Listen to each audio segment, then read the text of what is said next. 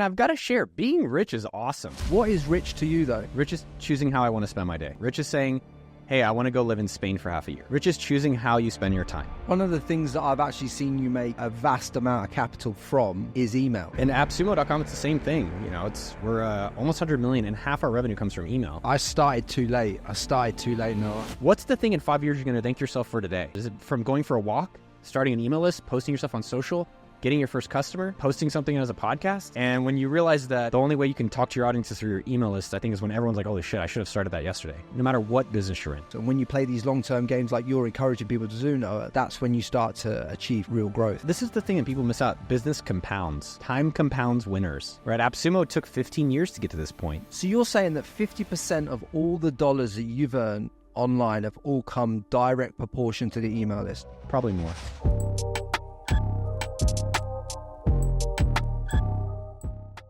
And today, guys, we are back with another absolute legend. This man was 30 at Facebook, number 4 at Mint, and he scaled AppSumo to 80 million in revenue a year. Noah Kagan, welcome to the podcast. Frankie Lee, it finally happened, man. Good to be here with you. I mean, the people don't know how much I've had to chase you for this. I mean, even so much to say as earlier this week, I had a cancellation come up on my calendar.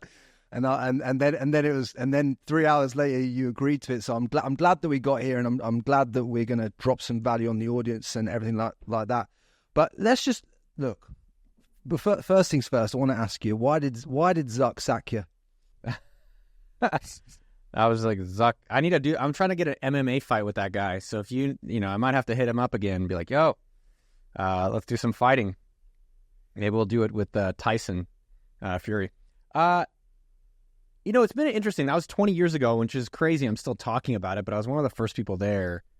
And, I think it was a good call for them to fire me. Now they're running appsumo.com. It's never a good thing to let go people or have to fire, but it set me off on my own journey. And for them, I just wasn't a good fit. Yeah. And, at that time, I was young. I was really reckless, I would say, immature. And when we started at Facebook, it was super good because it was like chaotic and I was great in that. But as we got more structured, I was struggling. And it was also a good reminder for everyone out there, if you have a day job, it's pretty risky. That one person literally takes me to a coffee shop and was like, you're gone today. And then you have to figure out your livelihood. And so that's why I recommend everyone to be an entrepreneur. It was crazy for me to listen to the story, because I've heard you say similar things on other podcasts and stuff, but I wanted the audience to have some context. But obviously you invented the Facebook status. Yeah, I helped build Facebook Mobile. Some people have used some Facebook Mobile, Facebook ads, Facebook, the status updates. It's been interesting that in my career I've been able to pick winner after winner after winner after winner. I've also failed a lot, and I think there's a process to it that I figured out with $1 Million Weekend over 20 years to get to this point. Yeah, and this is all through your career. I think you've had to iterate and reinvent yourself so many different times at different stages to go from being that guy that worked in tech, from being a cubicle guy at Intel to working in tech yourself, being number 30 at Facebook, 4 at Mint, and then you obviously had to reinvent yourself to become this business owner. What was the idea that kind of, what made you validate the idea for AppSumo, and how did you validate that so quickly as that was your winning idea that you were going to scale with? Yeah, that is why I encourage people to start, because you're never going to be fully ready, and you're ready now. Today, everyone is. And all these things I tried led me to AppSumo. And so that's such an important part for everyone out there, is that try doing a house cleaning business. Try starting a podcast. Try posting on social media. Try doing a software business. And each of these failures and attempts, I eventually created my own technique that works, but it led me to a point where I said, how do I just live my dream life? And it's available for everyone, whether you're from the UK, whether you're from Africa, whether you're from South America. It's not some elite club. I grew up in the middle class lane. And I thought, honestly, for a decade, I thought I was stuck there. What, literally stuck in the middle class? Yeah, I think a lot of people feel that. Like, someone this morning, this woman, I think Rosario, I was in a community, and she's like, oh, everyone else is killing it. And I was like, only the people that want you to think are killing it are posting online. Most of the people doing really, really, really well don't post shit. And if you can acknowledge that and then figure out how do you create your own dream life, you'll be a lot happier, and you'll actually probably be a lot richer, more rich.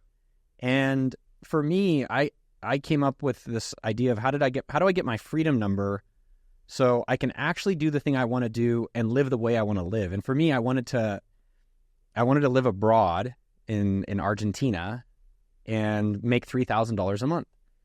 And so when you realize that living a great life is actually a lot cheaper than you realize, it's also then makes it more attainable, and you're doing something you actually enjoy. I don't know. It seems so risky to have these day jobs that suck. So for AppSumo, what I encourage entrepreneurs to do is get excited to solve problems. Get excited to solve problems. And all businesses is helping another person. How crazy is that? You're going to I literally make millions of dollars a year helping people. I get to promote software deals on AppSumo. Mad when you think about that. Yeah. Like, I have a book that is the book I wish I would have gotten when I was 20 in a day job that I hated. And I got to write a book with my idol, who's Tal Raz. He's one of the best-selling authors of the decade in terms of, this is his 4th best-selling book that he's done. I wrote it with him. Like, that's my career. And everyone could do that. And it doesn't matter what your dream is. It could be in baking. It could be in podcasting. It could be in software. It could be in consulting. It could be in a lot of different areas. That's what's so cool about getting rich. There's many ways of doing it.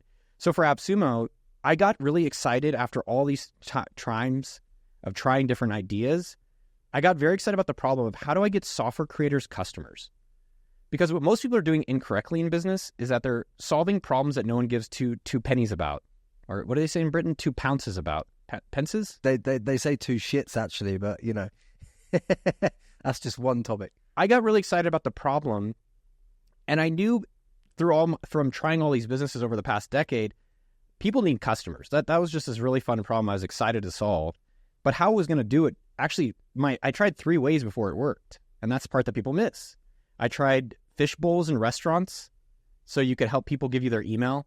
I tried a software review site called Software Taco, and then I tried a co-registration software system called Reward Level. None of them really worked at all. In terms of, I was not able to get any customers. I was not able to get any buyers. I was not able to get any traffic. And then I thought, all right, well, let me try this Mac Heist Groupon thing where it's a daily deal for a software. And I built it in a weekend using literally Gmail and a PayPal button. And my first sale was $12. And I share that story because there's, I think, really interesting points is that everyone can be an entrepreneur. Everyone could do it today. And the first thing may not work, right? It took me the 4th one in terms of this problem to find something that people were like, holy shit, give me more. I did 200 sales in a very short period of time, and that was clear validation. I recommend people get 3 customers in 48 hours. And what most people are doing backwards, Frankie, is that they're finding something that no one wants, and they're like, I'm going to stay a long time with this. And I was like, well, that's stupid. There's an easy way. Find something people actually want, and do it for a very, very exceptionally long period of time. You remove the failure by continuing that long period of time. You say you remove the failure period, don't you? Exactly. Wake up before fear starts. And if you don't quit, you can't fail. It's so obvious, and I think we hear this advice, but I try to give the stories and the examples so that people can realize it's not like it's not impossible. But that 4th idea worked, and then yesterday at AppSumo, I can pull up the numbers right here. Yesterday at AppSumo, we did $210,848. But it all started with one $12 sale and then staying with it for an exceptionally long period of time. And then, doing small improvements over these years. But most people find something that works and they actually just don't stick with it.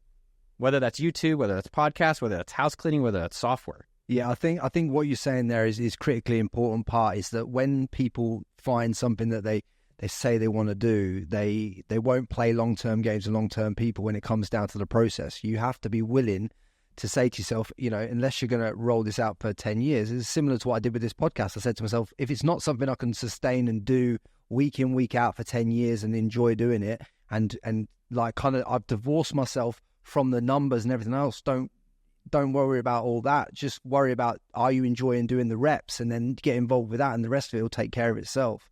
And that's kind of what's happened along my journey with it. Is that the kind of thing you're trying to put across here, that you've just got to divorce yourself from and just do the reps towards what you want to do? Yeah, I think that advice sounds really nice, though. I think most people know that advice, but then how come they don't do it? And I've got to share, being rich is awesome. It's much better than I expected. Like, I've been poor a long time, and I've had money a long time, and I've never actually enjoyed it. It is great. I have, I can pay for a cleaner, comes twice a week. I pay for a house manager. She comes twice a week and she does all my other stuff around the house. Man, it's just awesome luxury and it's available for everyone. What is rich to you though? Rich is choosing how I want to spend my day. Rich is saying, hey, I'm not going to do the show. Rich is saying I don't have to go to that meeting. Rich is saying, hey, I want to go live in Spain for half a year. Rich is choosing how you spend your time. And the reality for most people is you could be a time millionaire for a lot cheaper than $1 million. But we think it's these arbitrary numbers. And what I've noticed for a lot of people out there is they like these extremist people. They like run 100 miles in a day, do $1 billion. If I don't make $1 billion in the next 3 years, I'm failing. I'm like, well, that's just shitty. And you're not going to be pretty satisfied along that. And I do think what you're saying, there's two parts of it. One, if you actually think about what your dream is this year and you really get clear on that, write it down. December 31st, 2024, what is my dream? It's more realistic than you realize and it's doable. And it's probably closer than you expect. It's closer. The other part of that is that the ego compares us to other people. And the more that we can just be okay doing the thing we actually enjoy, like actually you run a business, maybe you don't make $1 million, but you make $500,000 or you make grocery money or you make 10,000, but you're actually doing what you want. That is really damn satisfying. And we have to find that balance of dissatisfaction to want to improve and also contentment in doing the work. Like I'll tell you, for $1 Million Weekend, I was probably happier. This sounds weird, but I was happier before the book came out.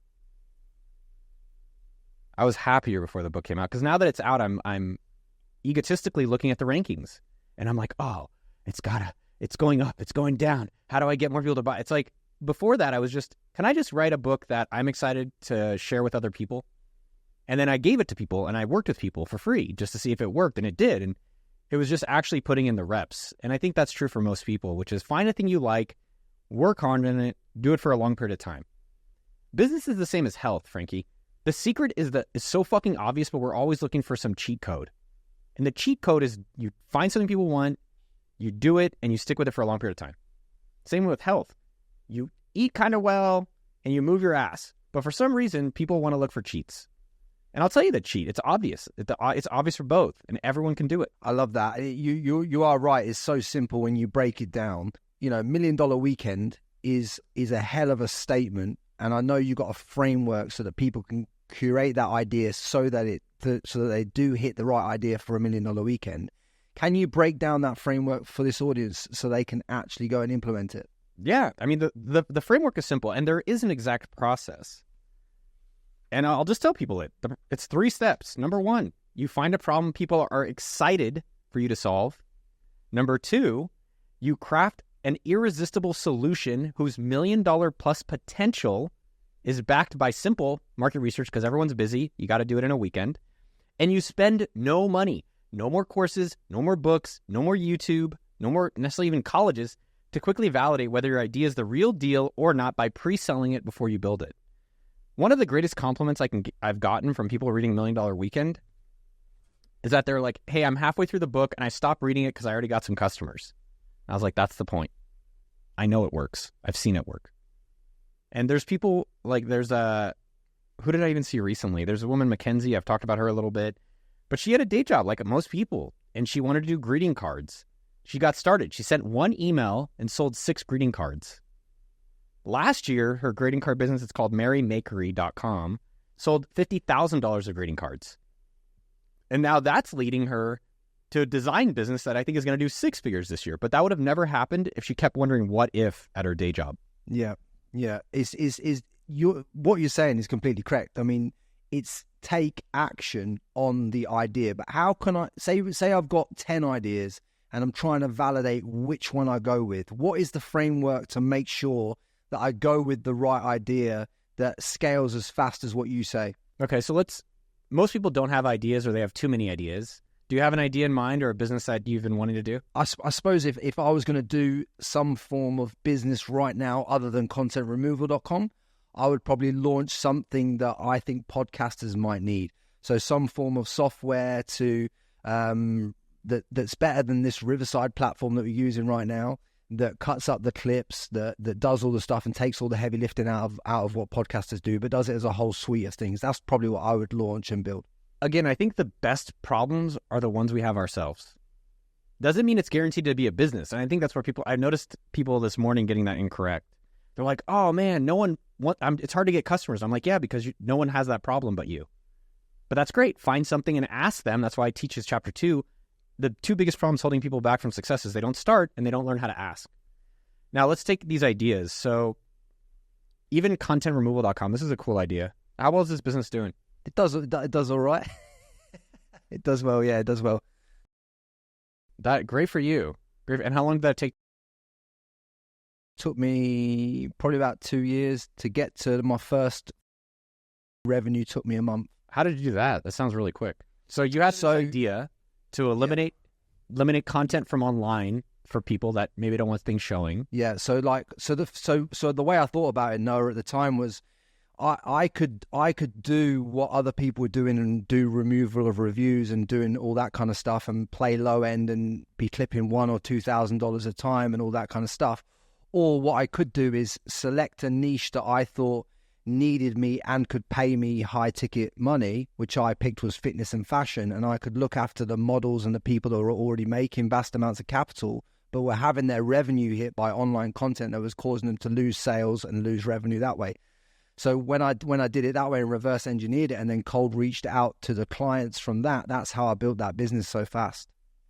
Because I started at the top and reverse engineered backwards. So your original question was, if we have an idea, how do we get customers? And I think you just showed it. So in terms of the process I recommend to people, number one, and I give a lot of examples of how you can come up with business ideas very quickly in the book. But one of the easiest ones is look at your credit card or look at the things that are problems in your own business. Like even today, yesterday morning, I was taking a Spanish class, and I was like, man, I really like this Spanish class. I wonder if there's another way it's unlimited Spanish learning called Baseline. I was like, I wonder if there's this for like starting businesses like $1 Million Weekend. And there's not. I was like, oh, that's kind of cool. So what you have to do before you rush really fast in the wrong direction is make sure it's $1 million opportunity. And so I break it down in the book, and you go to millionaire.weekend.com. I have a bunch of free resources that people can literally see how to do it. And you double check, like, how's the market size look? And that's what most people get wrong. Like, let's take your content removal business. If you're doing it for people that don't have a lot of cash, yeah, it's going to be tough. But if you say, hey, what about fitness? What about maybe some of I see some of your customers are like online marketers. That's interesting. People who actually have a lot of money. I've looked after everyone from Alex Hormozy to Kayla Encinas to brands like Sweat.com to bigger multinational brands. And that's where I focus my attention, because there is no point serving an audience that cannot pay you for what you do and cannot pay you proportionally to the value you bring to the marketplace. So I encourage people to start at the top of the market and work their way backwards. I don't personally always go for the top of the market. Like appsumo.com, $100 million a year business is by serving good value. It's software deals for solopreneurs.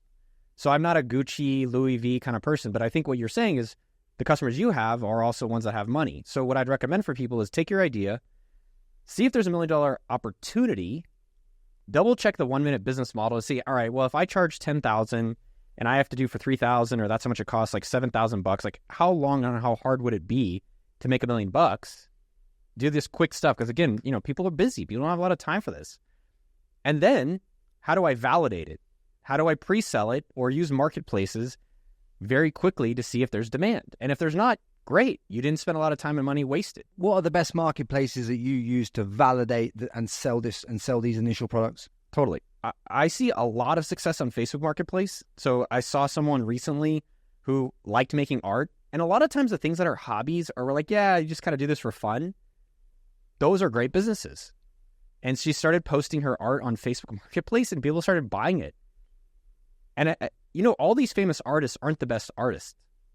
They just got started and they found people that wanted to buy it. And that now, I don't know if she's doing commissions now, but she keeps selling her art on that. So I think it depends on who the customer base you're serving is. Like take, for instance, if you're interested in doing software for solopreneurs like AppSumo, I'd probably consider starting on the site like Indie Hackers. And what you're looking for is where are the ideal customers? And ideally, to your point, Frankie, they have money. Another great place is Reddit. Reddit people can be a little bit more difficult, but I built AppSumo, started on Reddit. The difference between your business and my business is because I had to stack skills as I was learning this content removal game and the online game through that business. what I realized was I've got a cash flow vehicle here that I've built, and that flows cash to me, and that's fine. But the vehicle that you have is something that you can attain a good exit with, and a good scalability and good valuation with. I think that's the key thing that I probably didn't understand when I started business. So how can someone build this $1 million business, but also build it with the thought process of getting a big exit? Because when you exit AppSumo, you're gonna get a nice little payout for that. So how can they build it with that in mind as well? I mean, Frankie, think about this.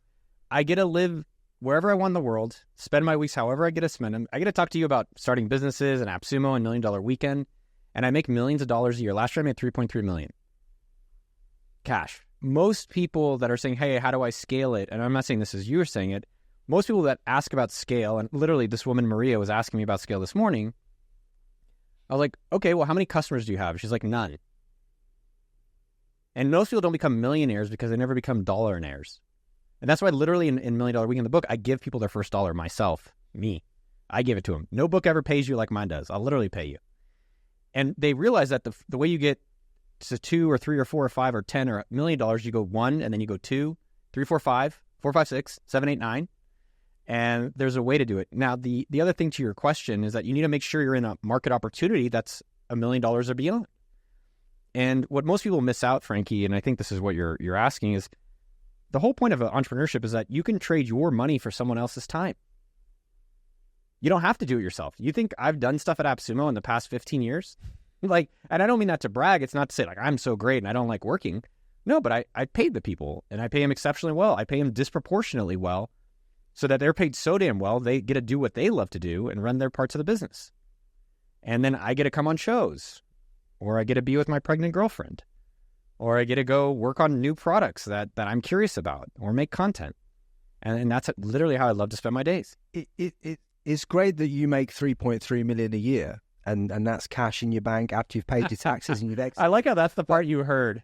But no. The reason I want to go into that is because I know from the lifestyle that you live that you probably don't need 3.3 million. So what was the number that you figured out that you needed at this time in your life to be able to live the life that you want?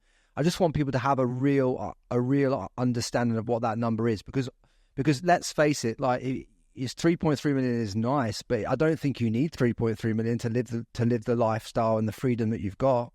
Everyone's got their own different money relationship. I would say get rich and then decide if you want to stay rich or not. Because then at least you have that choice. It's like I got a 6-pack a few years ago, and I was like, I don't want to do it. I want beer, I want peanuts, I want pizza. I don't want a 6-pack life. I'm happy with like average body life. I do think get rich and figure out what's that type of lifestyle. And you can also try out rich lifestyle. Like I rented a Lambo for $300 one time, and I was like, this shit sucks. I'm pretty happy. I have a 2004 Miata and a few years old Tesla Model Y. I'm happy with that. Now, there's different stages of wealth. There's your freedom number, which is what I teach in the book, which is how do you get to do the thing you want to make the minimum amount you need to quit your day job. Mine was always $3,000.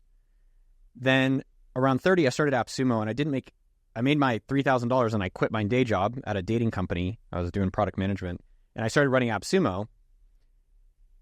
I started making $1 million a year about year 7, give or take. I think year 7 in the business. But I think what's actually fascinating, Frank, is, and this is something that's not an appealing topic, people don't talk about how to enjoy the money. And you can actually have a lot more enjoyment at a lot less amount than you would have working on things you don't want to do. And so when I had, I think about $3 million cash in the bank is when I finally felt comfortable that even if I ruined everything, that it would be okay. So that was, I don't know, maybe 5-7 years ago. And then when COVID hit in 2020 is when I first said, can you maybe start spending some of this money? Because it's not let's just see how it goes. So I traded my 800 square foot place for a 10,000 square foot lake house. And then I did a Malibu beach house, and I tried all these like rich lifestyles. And I was like, oh my God, having a nice house is sick. So I went from my 800 square foot house to, my multi-million-dollar house now, right? And I was like, oh, that's super worth it. So I think what I would encourage people to do is realize that their dreams can become possible. I don't think that's thought of enough. Like, you can have an epic life. Everyone can. It's available. You can do it. And it's possible. I just don't think people believe enough in themselves that they can be optimistic for it. And then try different parts of life out to see what matters. Like, if it's Gucci purses, awesome. If it's flying private, hell yeah. Like, I have a dream by the time I'm 50 to fly private only. It's pretty expensive. It's really expensive, no matter how rich you are. And, some of these other things, like, I did start collecting Rolexes, and now I'm pretty happy with them. At first, I hated them. I was like, why am I doing this? But I get them at, like, when I bought my house or when we got pregnant. I was like, oh, cool. There's, like, different moments. But other things, like, I don't know. I live pretty content. I think my monthly all-in spending, I just calculated it, is around $40,000 a month, which is a lot. A lot. It used to be $3,000 was all I needed. Now, it's like $40,000-ish to live my lifestyle. 40,000 sounds like a lot to live your lifestyle, but for what you're achieving, though, it is a lot, man. It is. I think I calculated mine the other day. It was like 10 or 11 grand, and that runs my business, my life, and everything else. It's nowhere near 40 grand. But what I'm saying is, like, for 40 grand, the kind of lifestyle that you're living, because you're living in Barcelona at some points of the year, aren't you now? And you're living in the US. So how are you splitting your time, and how are you spending that 40 grand? Yeah, the 40 grand is not business. That's just personal. The whole AppSumo, AppSumo alone is $1.5 million a month in salaries, just the team salaries, which is bonkers. That's a crazy amount of overhead to cover each month. One thing I've got to highlight for people, because it sounds like a lot, but lifestyle inflation happens, but that goes with the different levels of life. And most of these people that are posting Lambos or posting their bullshit are poor. Or I think poor is kind of a mean word. I think they're small rich. What is small rich though? No, what is small rich? Break it down so that we know what number small rich is. It's all subjective. About I think this whole millionaire thing is overrated, but it's also nice to be it. But why $1 million versus 900,000 versus 1.2 million? I would say to live a life, the thing that you can aim for is make enough money where you never have to worry about retirement.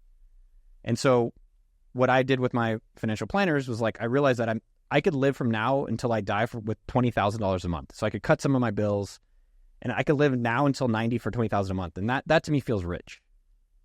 So I would be thinking about creating a life you don't want to retire from. And then, hey, if you stop working today, how much money a month could you live until 90 or however long you think you're going to live for? And have a number that you feel excited about.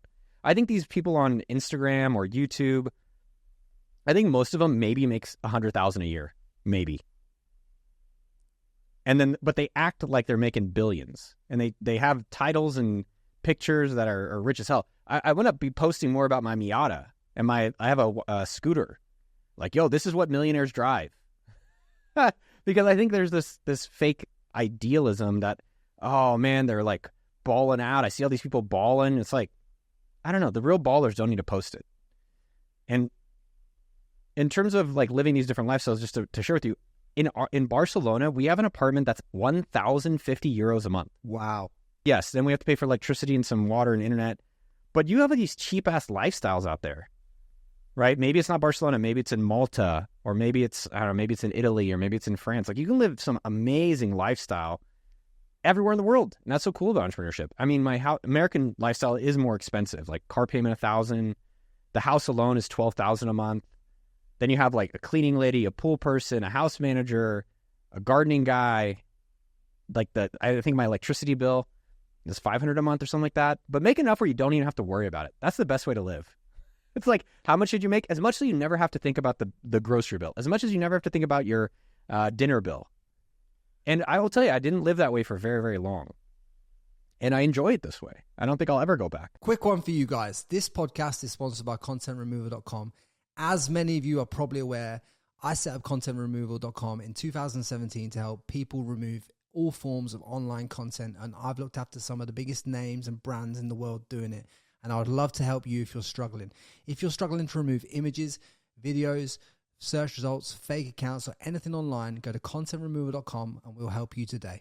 What's the best first world country that you've found to live in if you want to build this $1 million weekend lifestyle and have an epic life while you're doing it? Barcelona.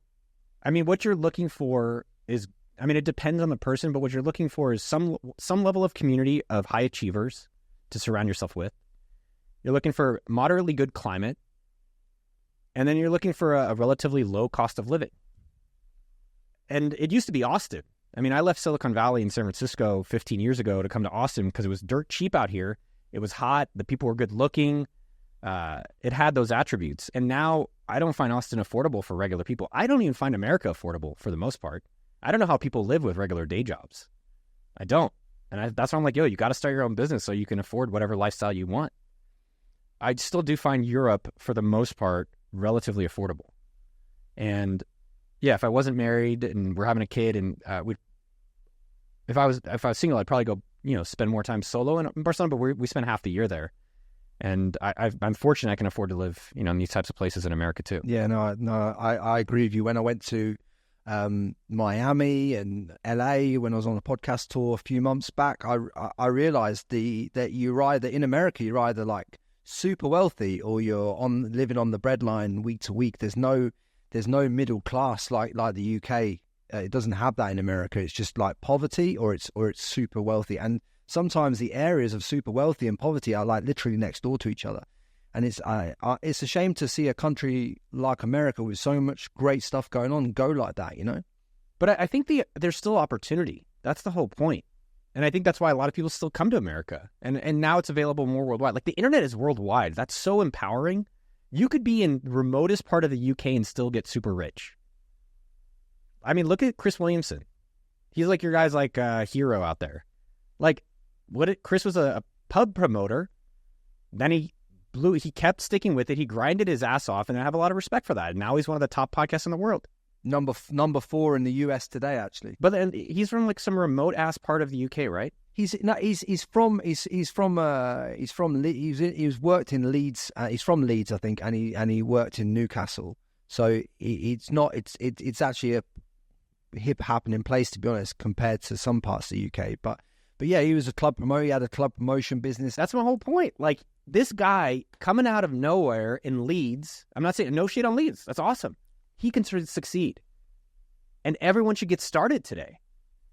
Because he took him years to finally get that going, right? He got some traction, but he kept sticking with it. No, I remember asking him about that, and at the time I was asking him about my trajectory on YouTube, and all he said to me was like, stick with it, because your analytics at the time when I asked him, this was a couple of years ago, he said like they're the same. They'll just flatline, and then you just get hockey stick growth, but you just got to continue to take the reps.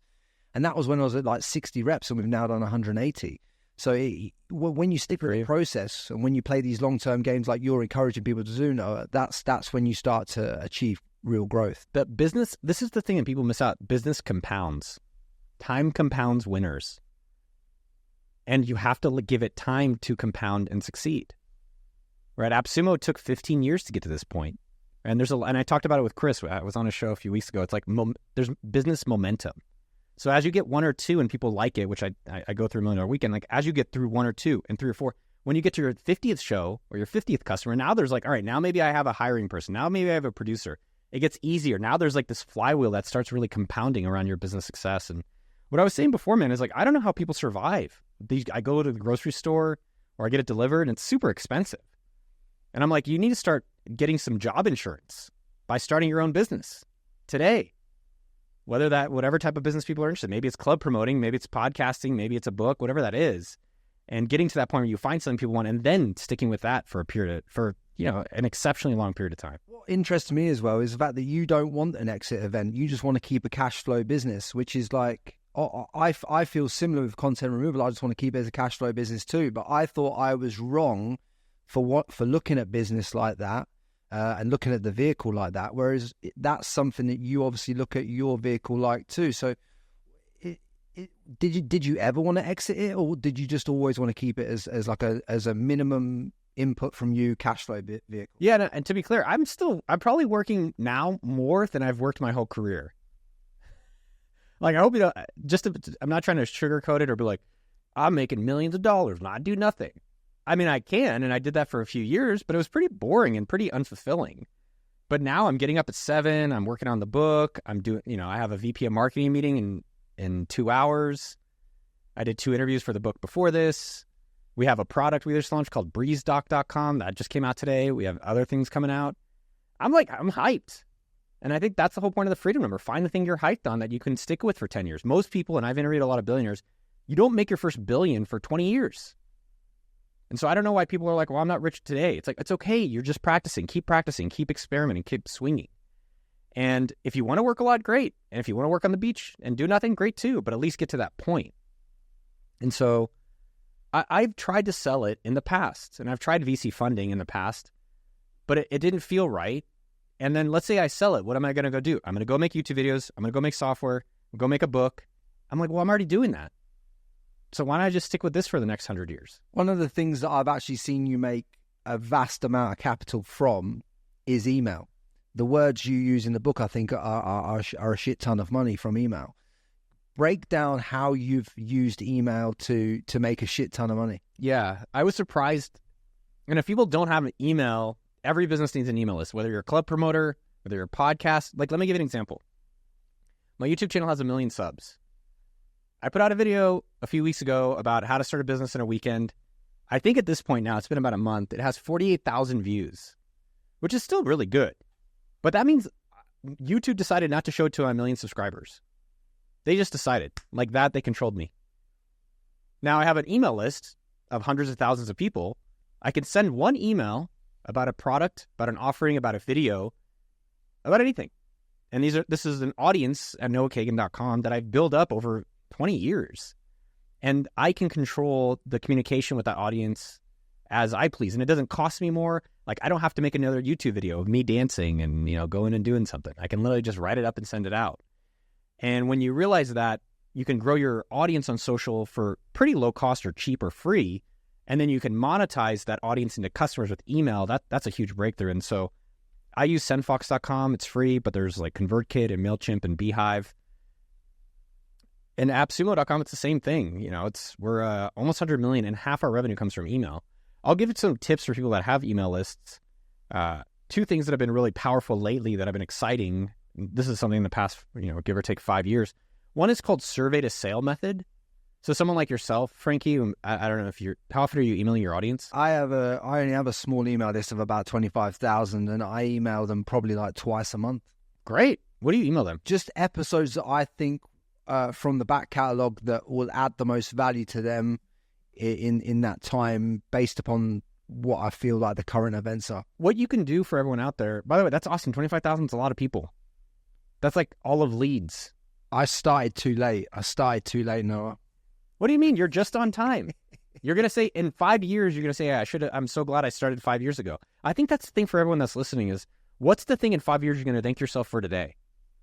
What's the thing in 5 years? Is it from going for a walk, starting an email list, posting yourself on social, getting your first customer, posting something as a podcast, my first YouTube video was with my phone. And in 5 years, now I have a studio that's $30,000 of studio equipment.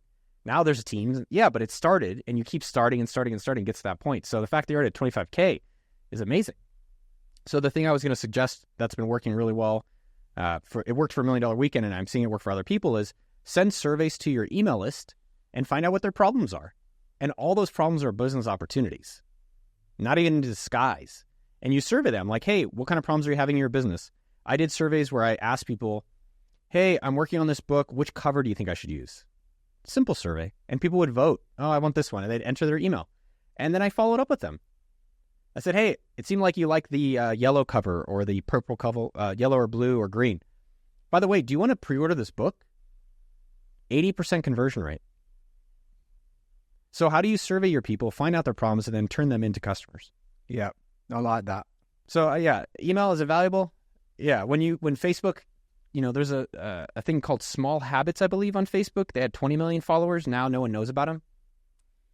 And when you realize that the only way you can talk to your audience is through your email list, I think is when everyone's like, holy shit, I should have started that yesterday, no matter what business you're in. No, when you get on all the social media platforms, you get a link that you can put in your bio, whether that's Facebook, whether that's YouTube, whether that's TikTok, whether that's Instagram. when you're putting a link in the bio, in your experience, now obviously we can all use these link trees, which has got multiple calls to action in it. But obviously, I've learned from my own experience that if you're going to give them one call to action, you're going to get a better result out of that. If there was one call to action that you could put in your Instagram bio or TikTok bio, would you send them to YouTube, or would you send them to your email list, or where do you send them? Email list. I don't even wait for it. I already know the answer. The other thing too, these link trees are, if you look at the most successful websites online, like all the most successful websites online, they all optimize around one call to action. So I don't know why people want to do a bunch of calls to action. Like, go to my podcast, go to my YouTube, go to my thing. I think it's better to focus them on one specific thing. So if you go to appsumo.com today, if you go to our homepage, there's one thing to do. Give us your email address. You should literally, like, straight away. And it's above the fold. It's clear. I'll send you a weekly newsletter. This is what I want you to do. Put your email in here. Yeah, same on noahkagan.com, same at milliondollarweekend.com. So within your own content, I would encourage you to say, what's the one thing? So for you, Frankie, instead of having this link tree thing that's like, go to YouTube, go to Spotify, go to Apple, go to contentremoval.com, I'd say go to frankielee.com or wherever you collect emails, get the email, and then you could say in there, hey, email 1, go buy my content removal thing. Email 2, here's some cool value.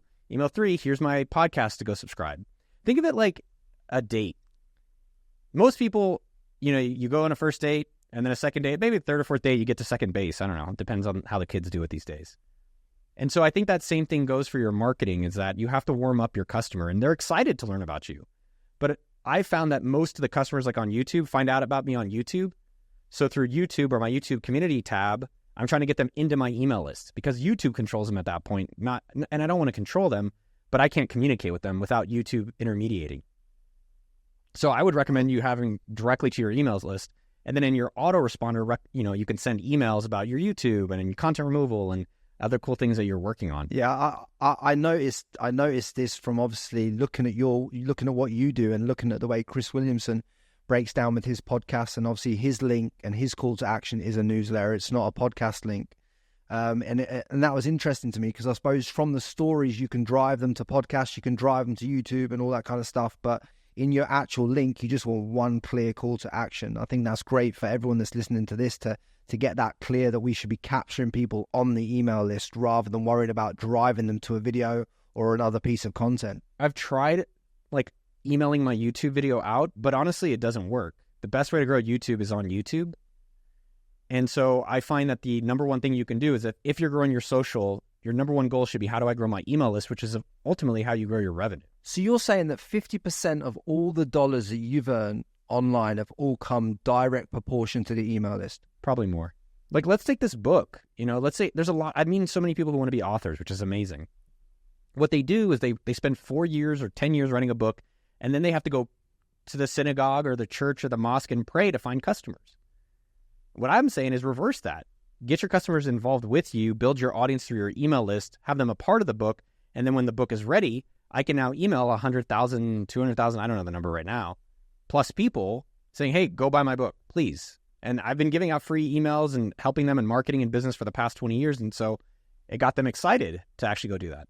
Same thing for AppSumo. I think AppSumo is probably almost too transactional with our emails, and that's something we're still experimenting with, meaning all of our emails are like, go buy the software, go buy this deal. And I think there's a balance of educating and teaching people so that they're excited to then buy the software tools. And when it comes to percentage-wise, proportion of value to an ask, what is that? Is it 80-20 value provided to ask? So every 5 emails, it's one to try and sell something and 4 to give value? Or how are you balancing that? I haven't asked my email list to buy anything of mine. And I think the way I like to think about it is a little bit different. So your audience is broken into 3 categories. One group is going to buy everything. I could put out anything and they just like me and I like them. This other group will never buy nothing. And then there's the middle group, which is the big chunk of them. And so the way I like to think about your copy and your marketing and your emails is, how do you make the email so damn good that even if they don't buy, they're like, this email is epic. If this email is epic, I can't imagine what this product's epic. And so I'm not as concerned about necessarily like a number of like how much I have to give. But I would tend to think that most of us are very selfish. And I would encourage everyone, before you ask someone for something, like just be mindful, like how much have you helped them before you're doing the ask? And I think all of us can admit that we're not doing enough of that. At least I know I'm not. And I would say even with this book, I do feel like, man, I've spent a decade putting out solid content every single week. So when I have a book launch, also my emails were, I thought, we spent 2 days per email with a team of 3 just to craft one email. And I was like, these emails are so damn good. Even if they don't buy the book, they're going to share the email. So you're saying put as much time and care and attention into doing things intentionally rather than trying to do a bulk amount of things. Just make sure that what you produce is the best that you can produce, and then that'll do the work for you. I don't like hope in business. That's something I always say. I hate hope. I like surprise birthdays. I don't want surprises in my business. So what that means is that when I'm doing different things, let's say I'm coming on a show, or if I'm giving a speech, or if I'm working on my book, or if we're working on a new, like even yesterday, here's an example. We're doing for AppSumo, we have an event called Sumo Day. It's our second annual sale of the year. We have Black Friday and Sumo Day. We tested it, it worked, and then now we're investing in it. This is our, I think, 3rd or 4th year. So we noticed that last year we did a giveaway at Black Friday for Apple Vision Pros. We did 7 of them, and people loved it. And it was like, oh, cool, that worked. How do we guarantee if we do it again, it's going to give an ROI, meaning it costs us this much, but we know that we're getting this much in revenue from the people coming through a giveaway. And so now for the Sumo Day, we're going to give away a Cybertruck, which is just so cool, right? It's just like kind of crazy. We're going to give one away. And it's ensuring like, hey, what's everything we learned from this one so that we can do an ROI analysis of the truck and everything all in is 100 G's, 100,000. How do we make sure we're making at least that, if not significantly more? And so working backwards from success versus being surprised. I don't want to do the truck and, let's see how it goes, which is I think that's fine as you get started in business, just like get going, get customers. But then as you get better and you have some understanding of what's working, how do you keep understanding what's working so you can keep iterating and improving from that? I agree with you. If you're not iterating right the way through the process, you're kind of leaving yourself lost at the end, wondering what's going on. But when it comes to AppSumo, obviously you've done that for 15 plus years. At what point did you know that you had something then from this day one when you started to make those first few dollars, or did it take you 5 years to start seeing the kind of velocity that you wanted to see from it in terms of, okay, right, this is going to pull me millions a year from now? Day one. So the 2 points to that though, Frankie, that are very important. I used my process. I knew day one people were excited about what I was doing. And there's so many other things I've tried that people were not excited about. So that was number one. Number two, my goal wasn't to make $1 million. My goal was to get to my freedom number, which was 3,000. And then sticking with it is then how we got the millions. And I can't tell you how many entrepreneurs I meet. How'd you get your business going? I did this thing. What do you do now? I'm doing something new. Why don't you just keep doing the thing that works? I was talking to this guy, Peter Yang, before this. He's on Twitter. And Peter's in tech. And he made $50,000 with his newsletter. And I'm like, oh, cool. He's like, well, what products do you think I should build? I was like, I don't think you should build anything. I think you should double your newsletter to get to 100,000 this year. And then get to 200,000. And then when you finish growing that, then let's try something new. Or try something new with something on the side, not with the main thing. And so I would say a lot of AppSumo's success is that we found a market that wasn't obvious that became obvious. I think that's something interesting to think about, which is everyone's talking about AI. It's hard to have success when there's a market. That's how I think about marketing even. Like it's hard to do really great marketing when everyone knows about the marketing. Like it's hard to compete on YouTube to some extent when you have all these like pretty savvy people now doing a lot of YouTube marketing. Think about it even in newsletters. Everyone's newsletter is now like 3 bullet points of poo-poo. That's what everyone sends. So that's what everyone's doing. Yeah, maybe to win, I'm going to send very long emails. They're like super dense and rich. And so we're trying that out. And that seems actually people are really excited about it. So again, I guess the point, coming back on it, 1, instantly I knew it would work. 2, I got to $1 million, my freedom number. I was aware that it's a large opportunity. And then I stuck with it for a very extended period of time. And I think most people get bored. Most people get distracted. Most people get tired. And so you have to find people to support you or businesses and areas that you are excited to be spending that time in. So for me, I don't like being in meetings. I don't like doing performance reviews. I don't like doing compensation reviews. I don't like doing a lot of the different stuff, but I like promo. I like brand. I like the product stuff. So I try to spend almost all of my time with an AppSumo in those areas. And then hiring people and paying them an exorbitant amount of money, to deal with the other parts. Have you had to give away any equity as you were pulling on these people with better minds for you for the tasks that you've employed them to do? Yes, but we've stopped giving equity. There's different approaches of equity, and I think we have to evolve it. But the reality is I don't plan on selling, so giving equity is not as... It's like giving someone fake money. It's like, here's monopoly money. So I don't think it's honest to say, hey, here's equity. It could be worth something one day, when I don't have a clear plan or interest in selling in the next decade or decades. So we do profit share at the end of the year with capital that's left over from the business. And early on, we did give equity to like my business partner and key people in the company, but it's not something we're giving out right now because equity is forever. They're forever. Yeah, it's like a marriage. You literally are married to these people. So be very mindful of what you give out. And I think people don't realize they don't all need founders and co-founders. You could do it yourself and then bring on other people or bring on agencies. Like everyone at AppSumo starts as a freelancer. Everyone starts as a contractor, and we do this trial.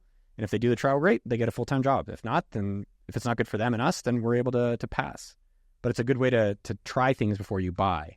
And I think more people can have a lot of success in business trying things out, seeing what works, doubling down on the things that work, and the things that don't, you move to the side. You see, the businesses, Noah, that you've built that really interest me the most isn't AppSumo. It's more the $1 million plus businesses that you've built per year, from taking these bulky, clunky, continuous subscription plan softwares and just making a one-off payment type software solution for it. I mean, one of the ones you did was where you took you made like a calendar, an iCal version of Calendly, and you monetize that and you turn that into $1 million plus a year business.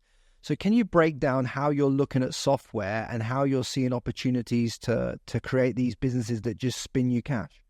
Yeah, so that product is called tidycal.com. I think it does around $3,500 a day in profit. And it's pretty darn good. So we use a framework, and I'll just share it, about how we decide products to build. And for other businesses and people out there, what we noticed, this is our number one way of bringing customers into the AppSumo ecosystem. So do you have a free or low-cost way of getting people into your marketing motion? So we tried building products. One was KingSumo was the first one, and it worked. It was like, holy shit, people like the tools we're building internally. We sell them externally, and it brings in the number one new way of getting new buyers into AppSumo.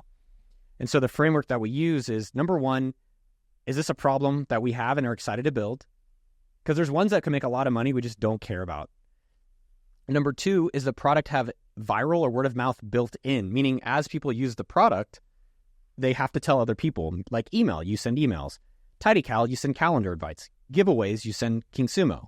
And our new product, BreezeDoc, which is a DocuSign alternative, you send the documents. And so does it have word of mouth built in? And then third part is there a high cost alternative that people want to switch out of? And that is a framework where we have around 50 different product ideas. And then it's like, okay, if we're only going to build one this quarter or one this 6 months, let's build the one that we think has the highest potential in our framework. And so the TidyCal was that last 2 years ago. And then this year it's BreezeDoc. And so the thing I would say in addition to that is we have tried a lot of other things, and that's what helped us figure out our framework. Like we launched Sleek Bio, no one used it. Email Badge, no one used it. Shorty SMS, no one used it. $1 million email templates, no one used it. Business Idea Generator, no one used it. And so we try to launch these things relatively quickly. So we launched this new one in 30 days as well. And then we found the one that works and we stick with it. Same with TidyCal. That one worked like instantly. We launched it within 30 days. Came up with the idea, launched it within 30 days. And now, multi-million-dollar business. Same with BreezeDoc. I followed $1 Million Weekend, got it validated within 48 hours. Then it was like, okay, let's go build that one. And now it just launched yesterday. And I'm confident within the next 12 months, because I followed the process, it's going to be a 7-figure plus business. And that's available for everyone. That's not something, that's how I am approaching it. I think people can copy me and do it for themselves. When it comes to like making these products that you make, obviously, when you're taking something like Calendly that's got like probably 100 software engineers working on it and people iterating on that idea, how are you matching it and charging a one-off fee? What gets stripped out to make it, one, be able to run for a long period of time on single sale sale? How are you doing that? Let me contrast this with how most people would normally approach business problems. We did spend a year building a Klaviyo competitor. I don't know if you're familiar with Klaviyo. It's like the e-commerce Shopify email follow-up sequence. Yeah, Shopify email. And so we built it, and then we tried to find customers for it, and no one would use it. Our product was called meetfam.com, and no one would use it. And it was just crazy, man. It was like, wow, this is a good learning. There are certain products that people will not switch out of. Or you'll have to find a very unique proposition that will get them excited to switch. It turns out with Calendly, the fact that people can go from $29 to a month to $29 for life is a very easy sale. And people are happy to just literally quit overnight. And so the bigger point, though, is that you have to understand the switching costs and talking to customers to see if they'll actually do that or not very early on. Now, in terms of the product set, I think the easiest parallel is Google Docs to Microsoft Word. When Google Docs came out, it was like you can write and you could share it. And that was it. And I think the same thing goes for most products. And those are also opportunities. If you're going and seeing these products that are highly complicated and complex, maybe you could just do the one thing that's really valuable. Find the one thing. And so for tidycal.com, it's really like, can I connect my calendar? Can I easily share a link? And yeah, now we have a bunch of other stuff in it that is valuable. Like people can get paid on their scheduling. They can actually get paid to have meetings. And we have a directory so you can get shown in that.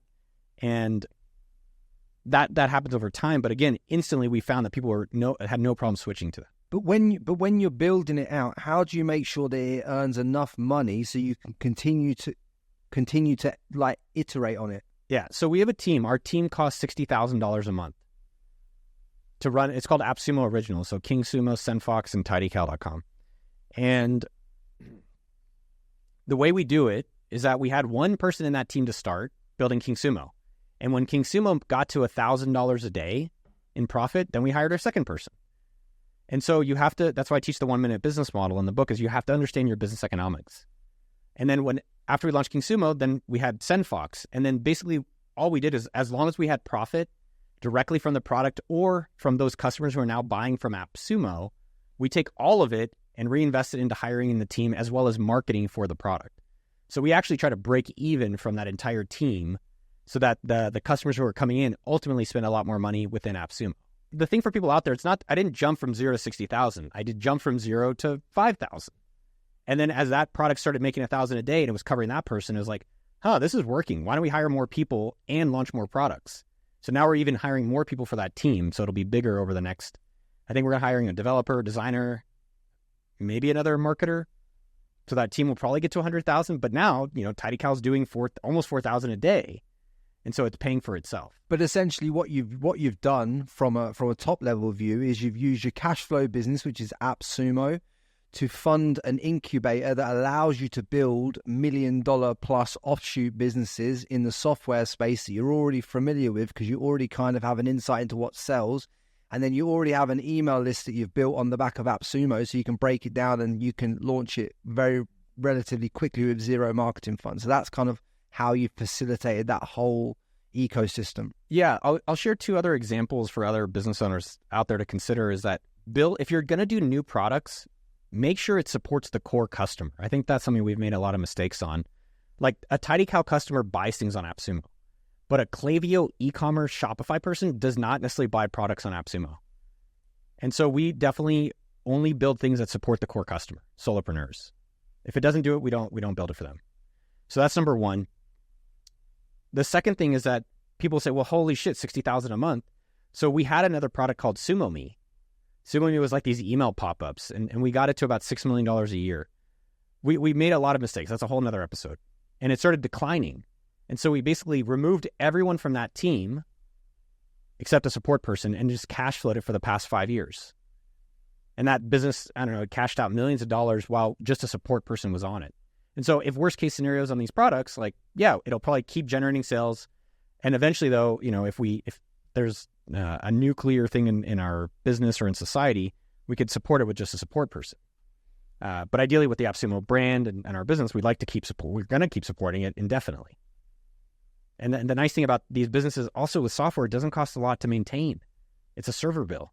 No, I just love the whole model you've used in order to funnel people in, and you've built it off the back of a cash flow business. And it was interesting just to hear you say that, you know, you're not building something to exit. It just takes all the pressure off what you're doing, because you know that you're in it for 15, 20 years, and you know it's going to continue to spit out money for you, and you can just grow it and, you know, optimize it for the lifestyle that you want. One of the things that I would love to get your insights on is, I know through this time where you've become this like tech entrepreneur, software entrepreneur, that you've you know, at some points you struggled with the dating and marrying relationships with the growth that you've had. I listened to a podcast, must have been a few months ago, where you were talking about, you know, you had a girlfriend and you knew it wasn't right and you had to make a difficult decision. Like, how difficult is it balancing relationships when you're doing what you're trying to do, and how much pressure's that been to you? It's tough. I mean, I had a 2-hour conversation with my girlfriend, soon-to-be wife, last night about, you know, I'm working too much. As I fucking love it. But it's a distraction from what matters. And what matters is my family. And being an entrepreneur, I am fortunate that I can change my schedule so that I could be as present as possible with my family. Now, I think different components that are in here, number one is working on yourself. So I think for everyone, how do you just start liking yourself more? And that's tough. It really is tough. Most of these people on social media, I don't think they actually like their lives. That's why they're trying to get, including myself sometimes, that's why we're trying to get all this external attention. And so the more that you don't necessarily need the social media externally and internally, you keep doing positive self-talk, you keep doing things you're proud of, you keep doing behaviors you're proud of, the more you'll start liking yourself, the more you'll attract someone else that you actually like. So that's number one, is work on yourself. I'd say from the other part was believing I can be with a great partner. I thought it was impossible to have. I thought there was no unicorn out there. And I don't think, especially in certain people, I don't think there's enough optimism in the world. And I truly, a trillion fucking % believe everyone has an awesome person out there waiting for them. I 100% believe it.